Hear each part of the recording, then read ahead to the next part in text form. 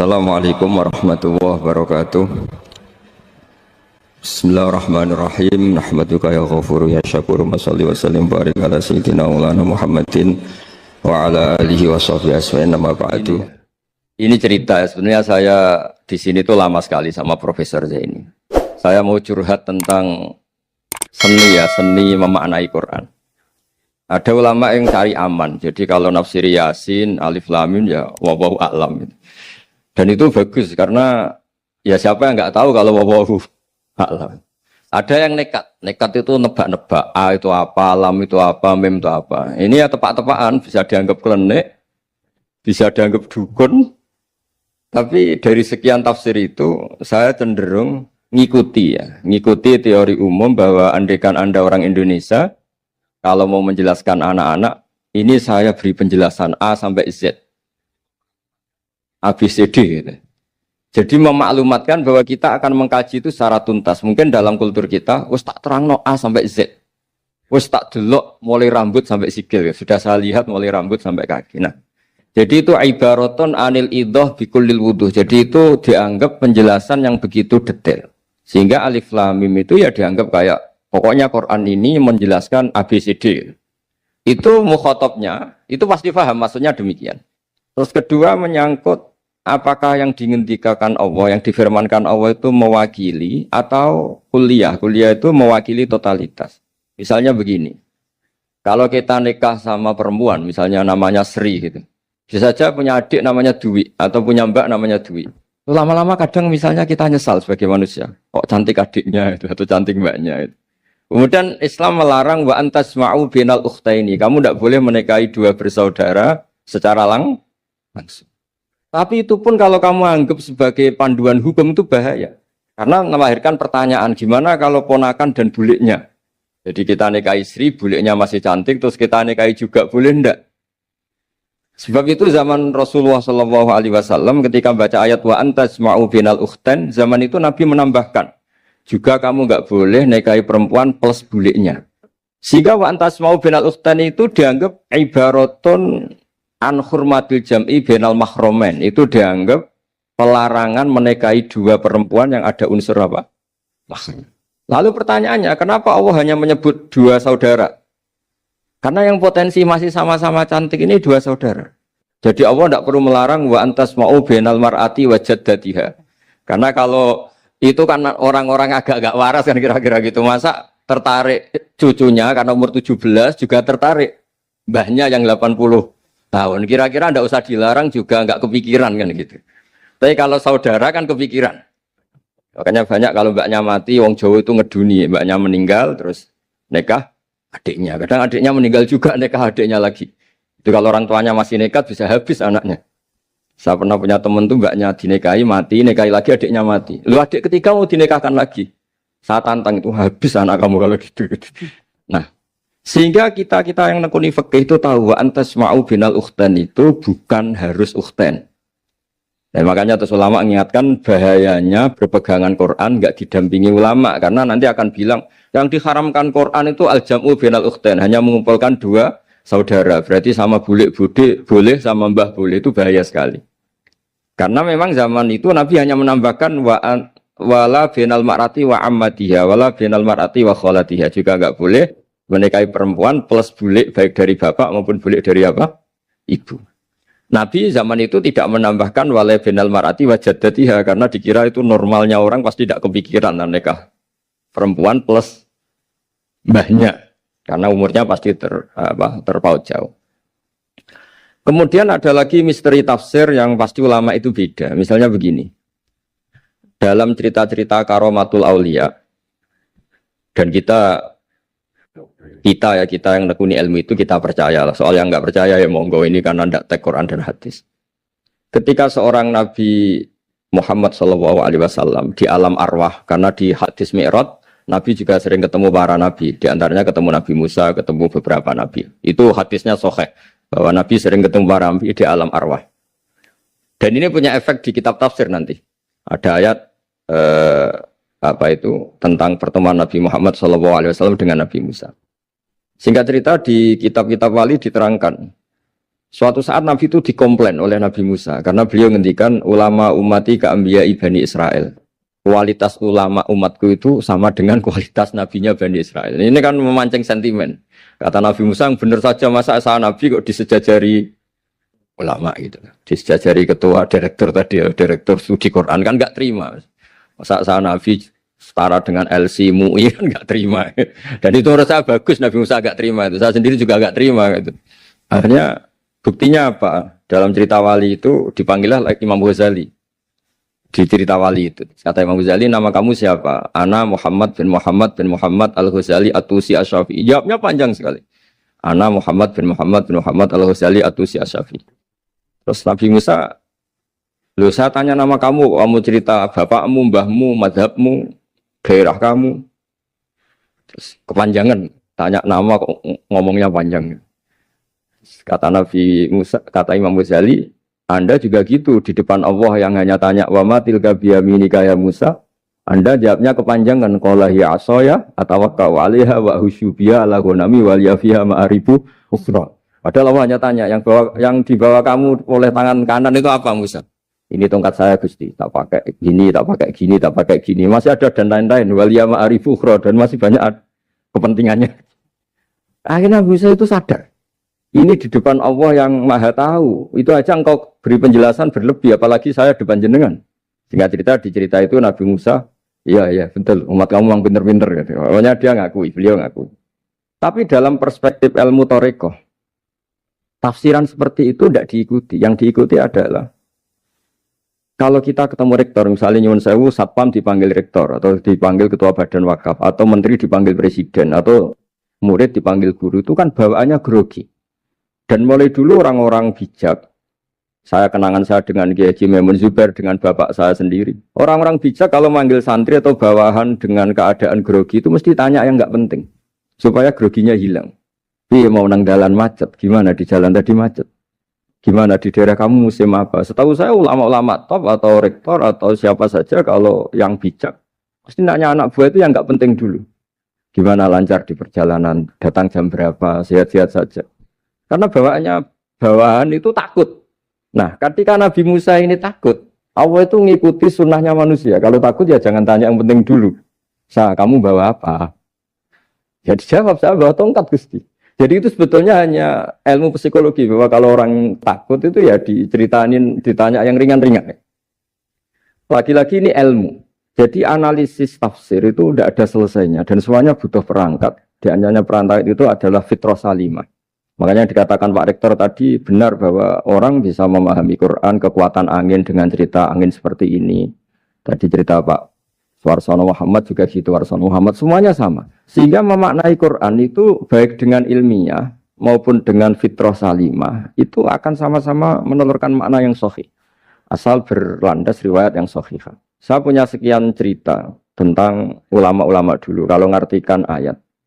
Misalnya Imam Syafi'i, beliau nekuni fikih. Beliau ngendikan orang yang tayamum di tengah perjalanan padang Sahara, yang karena tidak menemukan air, itu boleh tayamum kalau sudah tidak menemukan air. Syaratnya dia nyari-nyari dulu. Nyari-nyari dulu. Ditanya, kenapa harus nyari-nyari dulu padahal ini di padang pasir? Jawabnya Imam Syafi'i itu sederhana. La yuqalu liman lam yatlub lam yajid, wa innama yuqalu lam ya'rif. Allah itu ngendikan falam tajiduma'an, kemudian Anda tidak menemukan air. Di mana-mana tidak menemukan itu setelah mencari. Kalau tanpa mencari namanya lam ya'rif, tidak tahu. Ketika Allah ngendikan falam tajiduma'an, artinya harus ada sabkut tolak, harus mencari-cari dulu, baru menyimpulkan tidak menemukan. Jangan langsung tayamum tanpa mencari-cari. Karena Allah ngendikan falam tajiduma'an, kemudian kalian tidak menemukan air. Di mana-mana tidak menemukan itu ada mencari dulu sabkut tolak. Begitu di semua ayat. Lalu saya mulai 2002 atau 2003, saya sering sama Profesor Zaini, beliau bahkan sering di kontrakan saya di Wonokromo di Pleret sana. Kalau nggak tuntas dibahas dulu di bekas kantor rektorat ya, di atas itu. Saya di UI Pres, di bawah, Pak Zaini di atas. Dan tiap hari ketemu. Saya intensif sama beliau itu ada 4 tahun. Makanya terjemah ini yang dulu saya ada ikut, yang direkonstruksi hampir 40%. Karena berdebat terus, terutama fikih. Akhirnya kita misalnya, ini curhat ya supaya sekaligus lapor ke Profesor Quraish Shihab. apa yang kita lakukan. Jadi UI sudah lama sekali menerbitkan tafsir Quran, pernah induk kemenak, juga pernah setengah induk setengah ikut, juga benar-benar akhirnya mandiri. Semoga perhitungannya bukan pasar, tapi ingin semoga, saya tidak tahu kalau hitungannya pasar itu tidak wilayah saya, tapi semoga enggak lah. Itu kita sering berdebat, itu tentang bolehkah memanfaatkan cerita Israiliyat untuk merekonstruksi ayat yang potongan dari cerita para nabi. Misalnya tahu-tahu kita ada cerita wahal atakana ba'ul khosmi iftasawwarul mihrab ifdakhalu ala Dawud fafazi'a minhum. Kata fazi'a itu maknanya kaget. Itu kalau kita misalnya kamu apa tahu orang-orang yang melompat pagar kemudian Nabi Dawud ini kaget. Itu cerita itu bisa terbentuk meskipun orang-orang banyaklah pakar-pakar tafsir yang anti Israiliyat. Tapi kita bisa maknai itu tuh kalau misalnya kata kaget. Kenapa kaget? Nabi Dawud itu seorang raja, bahkan orang barat nyebut King David. Beliau punya 7 lapis pengawalan dan khusus kamar pribadinya itu tidak siapapun, tidak ada yang bisa masuk. Tapi tahu-tahu ada orang di situ. Makanya beliau kaget. Fafazi amin. Qalu la takhaf. Para orang-orang ini bilang atau kamu jangan kaget. Sudah tidak usah mikir kagetnya kata orang ini. Khosmani baho ba'duna ala ba'din. Kita punya masalah sengketa dan Anda harus memutuskan sekarang. Singkat cerita, si orang ini cerita, orang atau malaikat itu cerita. Ini saudara saya punya kambing 99. Saya punya satu aja kok diminta. Menurut Anda gimana? Tolong putuskan yang benar. Abu Dawud langsung marah. Wah, kamu itu dolim betul. Sudah punya 99, minta yang satu. Kamu dolim betul. Ngawur betul kamu. Oke, sudah deal gitu, sudah putus. Orang ini senyum-senyum santai terus hilang. Ternyata itu para malaikat. Terus wadon nadawudu annama fatannahu fastaghfara rabbahu wa kharra raki'a wa anam. Di banyak cerita Israiliyat itu Nabi Dawud itu istrinya 99. Tapi kurang lengkap kayak enggak ada yang seperti itu. Jadi walhasil di cerita itu ada Imra'atu Uria terkenalnya itu yang Nabi Dawud itu kepikiran menikahi itu. Singkat cerita akhirnya Uria ini meninggal, akhirnya dinikahi Nabi Dawud. Akhirnya beliau istighfar karena merasa salah. Saya masih ingat ngendikannya Profesor Zaini. Ketika tak tanya, kenapa sudah punya 99 masih ingin yang satu? Gak ada yang seperti itu. Jadi namanya bawaan rakus manusia itu tetap aja gak ada yang seperti itu. Nah pertanyaannya, bolehkah puzzle ini ya kita rangkai dengan cerita Israiliyat? Yang Israiliyat ini bisa iya bisa enggak, kata Nabi zaman Sugeng la tusaddiquhum wa la tukadzibuhum. Kamu ya jangan bilang iya, jangan bohong karena dari cerita-cerita Israiliyat, tapi jangan juga bilang takdzib, bilang mendustakan, jangan-jangan benar. Nah, kita yang nekuni tafsir itu bingungnya ya. Makanya saya tadi sebenarnya bilang Pak Fajar bingung itu kalimat madhin itu muji. Memang bagusnya orang ilmuwan itu bingung. Kalau ilmuwan PD itu udah ilmuwan namanya, orang nekat itu. Ilmuwan itu harus satu teori diuji dengan teori yang lain, diperbandingkan, terus menyimpulkan saat ini saya memutuskan demikian. Tapi entah suatu saat itu khasnya ilmuwan karena dia harus mikir terus itu. Masih banyak yang seperti itu. Akhirnya ya kita nafsiri ya pokoknya kalau orang sudah punya 3 kok minta yang punya 1 ya rakus lah gitu aja sudah. Apa itu peristiwa perempuan, apa peristiwa harta, peristiwa jabatan. Jadi kalau sudah punya jabatan 1 kok ingin jabatan yang lainnya, anggap saja rakus gitu aja. Terus lalu itu simbol. Makanya ini terus pertanyaannya. Ini apakah simbol ibaratun anman itoma bahwa Allah nggak suka toma atau memang itu fakta? Nah hal-hal seperti itu yang kita terus menekun. Kemudian yang ketiga misalnya kita ini sebagai cucu yang kurang baik. Setiap kita pidato cerita dosanya Nabi Adam diusir dari apa? Surga. Dan saya itu orang yang insya Allah disayang Nabi Adam. Saya termasuk cucu yang baik. Di mana-mana saya cerita. Nabi Adam itu keren meskipun diusir dari surga. Karena Nabi Adam itu diusir dari surga itu bukan karena dia kepencut sajaratul khuldi. Itu enggak. Jadi ceritanya gini. Kata Allah, Adam kamu boleh makan apa saja. Kecuali 1 pohon ini. Kamu jangan makan buahnya. Nabi Adam nurut. Nah, terus banyak kiai yang cerita. Gara-gara dirayu istrinya. Terus akhirnya cerita, jenenge wong lanang, pekampesane wong wedok. Kata istrinya, Tuhan yang bener aja. Masa semuanya boleh kok? 1 aja gak boleh. Cara lomo gak menisan gitu. Cara Jawa itu, kalau sudah semuanya boleh. Yang lebih mewah pun boleh kok. Ini 1 gak boleh ini. Paling itu iseng maksudnya. Sudahlah, dicoba aja. Nah karena Nabi Adam itu merasa gak nyaman. Ada yang diredaksikan fa'akala. Fa'akala itu makan. Tapi kalau makan tidak juga karena nggak nekat, karena beliau merasa tidak nyaman. Makanya sebagian diredaksikan dzaqo. Dzaqo itu ngicipi saja karena nggak nyaman. Sehingga lafat akala dimaknani dzaqo, dzaqo juga dimaknani akala dalam konteks ini.